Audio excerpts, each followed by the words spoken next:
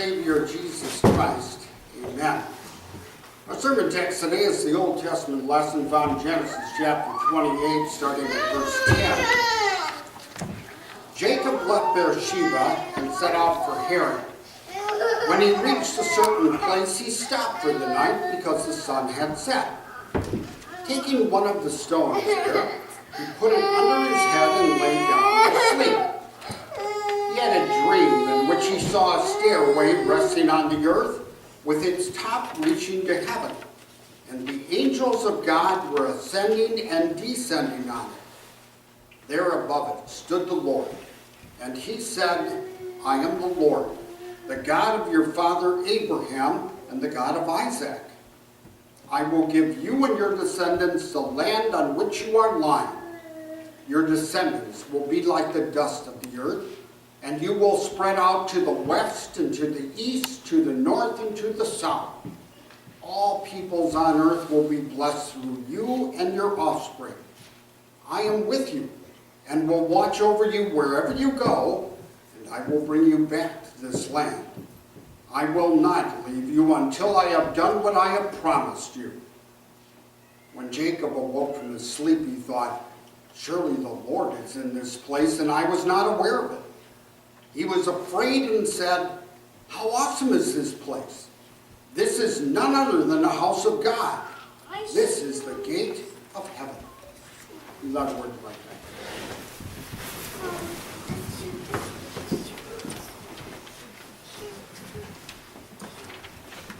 My dear friends in our Savior Jesus Christ,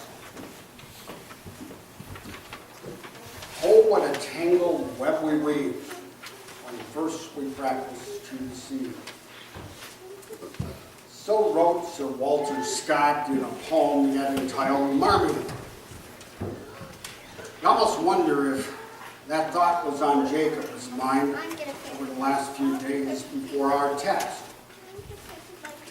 Remember what brought Jacob to this place out in the wilderness all alone? Go back to before he was born. Back when Rebekah, his mother, wondered about the great jostling that was happening inside of her womb. God comforted her. He said, 2 nations are in your womb, and 2 peoples from within you will be separated. One people will be stronger than the other, and the older will serve the younger. But that's not the way things usually work out in this world, is it? But it was God's plan. But Jacob didn't want to wait for God's timing. He also didn't seem to trust that his parents would follow through with God's direction. So early on in his life, he once tried to buy the blessing away from his brother Esau with a bowl of stew.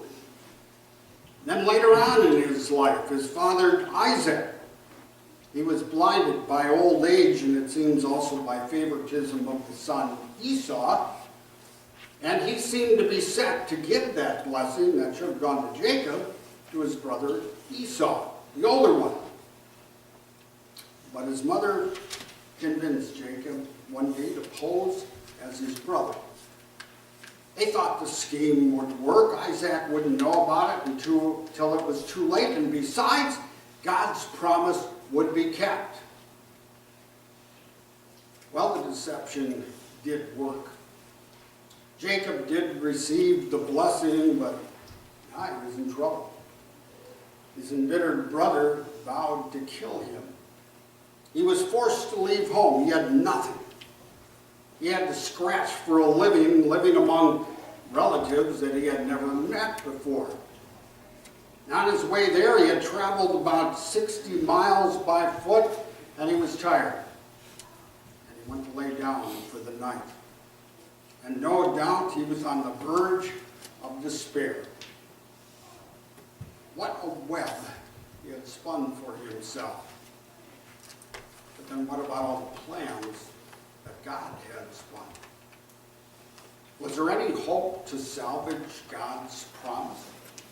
What would carry him forward? Jacob had come to see that human plans often fail. And of course, it's a lesson that really Jacob should have learned a long time ago. In moments of desperation, his family had a rich history of scheming to lay hold of a promise that they thought God seemed slow or unable to fulfill. Go back to Jacob's grandfather, Abraham. He schemed to protect his wife Sarah by lying to Pharaoh because he thought God needed his help to do it. Later on, Sarah schemed to get that child of promise by giving her handmaiden Hagar to Abraham because it seemed impossible for God to provide them with that child of promise.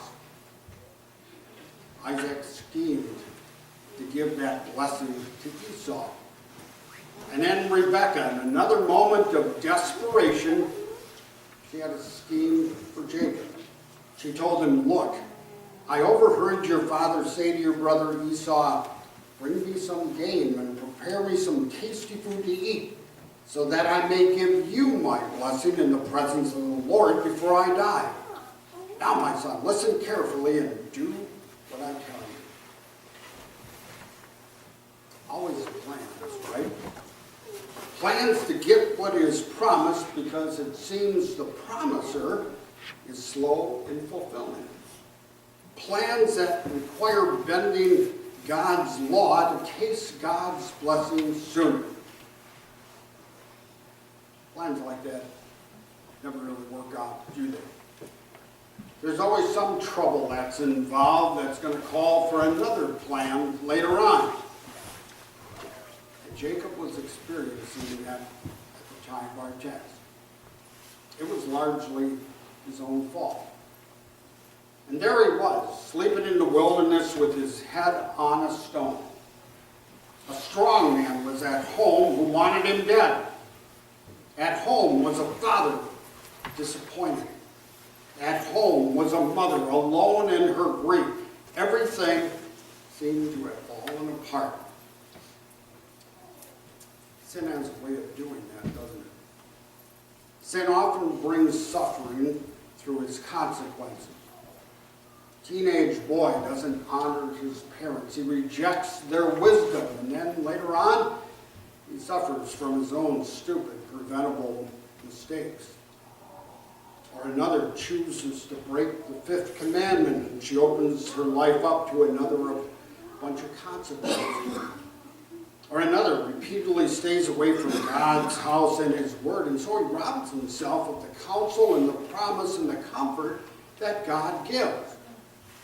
And then look at our gospel lesson before. Peter's sinful ideas would have robbed him and us of a Savior. And Jacob's sinful scheming caused so much suffering for him. All this because we think we know better than the Lord. Now, of course, not all suffering is a direct consequence of our sin. But a lot of it is. And suffering should remind us of sin. Indeed, that's the reason for it. Suffering should make each of us say to ourselves, "I live in a sinful world. I live a sinful life. My name is sinner. And I can offer no plan or scheme that will provide rescue from the suffering and my sin." And on that account, every human plan fails. But we see that God's plans are greater than our own. And Jacob got to see that too. We're told he had a dream in which he saw a stairway resting on the earth with its top reaching to heaven. And the angels of God were ascending and descending on it. You see, this was a vision of another plan. Not his, but God's plan. A plan to make all things right again. A plan accompanied by no less than 8 promises here. In the vision, Jacob saw a stairway reaching up to heaven, and on it there were a ton of angels ascending and descending. Some were returning to God after their work on earth was accomplished, and some were going down to the earth to do the tasks that they were given to do. And the Lord stood at the top, overseeing and approving the work of his angels. Jacob was not worthy of such a vision, and he knew it. Yet here before him was a window into the mind of God.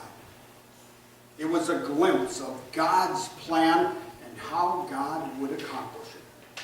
The Lord said to Jacob, I am the Lord, the God of your father Abraham and the God of Isaac. I will give you and your descendants the land on which you are lying. Your descendants will be like the dust of the earth, and you will spread out to the west and to the east, to the north and to the south. All peoples on earth will be blessed through you and your offspring. I am with you, and will watch over you wherever you go, and I will bring you back to this land. I will not leave you until I have done what I promised you. How unworthy Jacob must have felt at that point.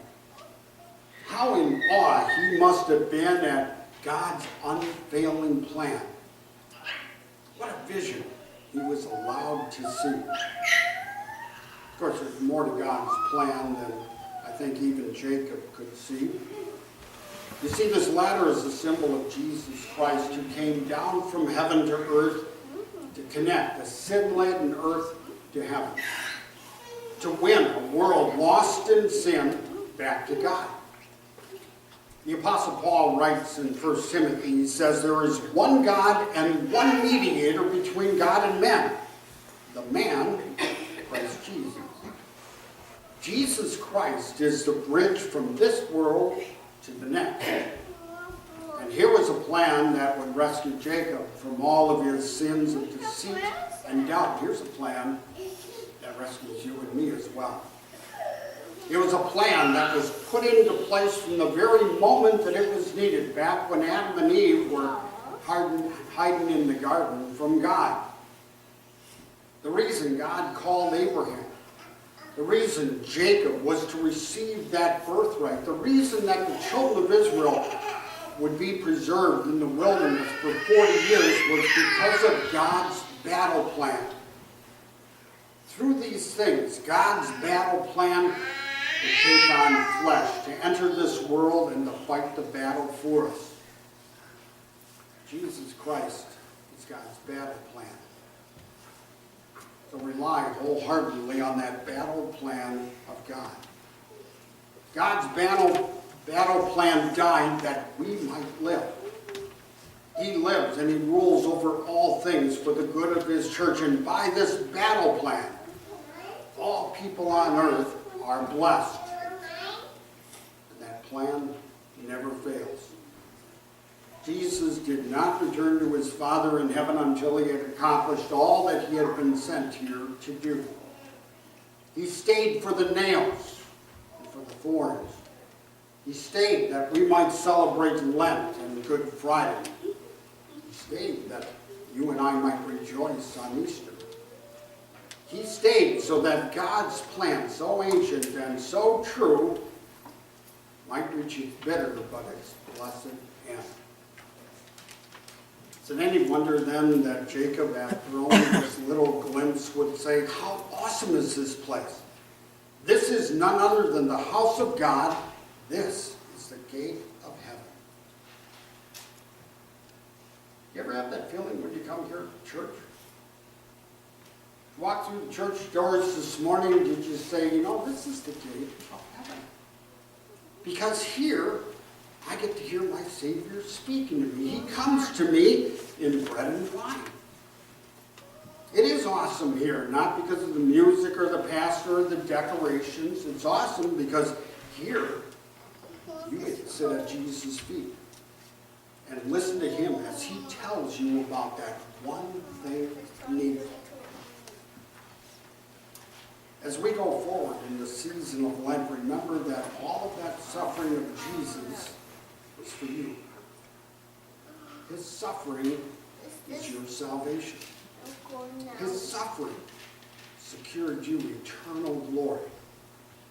So yes, as you come here, listen again and relive what Jesus Christ has done for you. And then you can say, as Jacob did as old, this is none other than the house of God.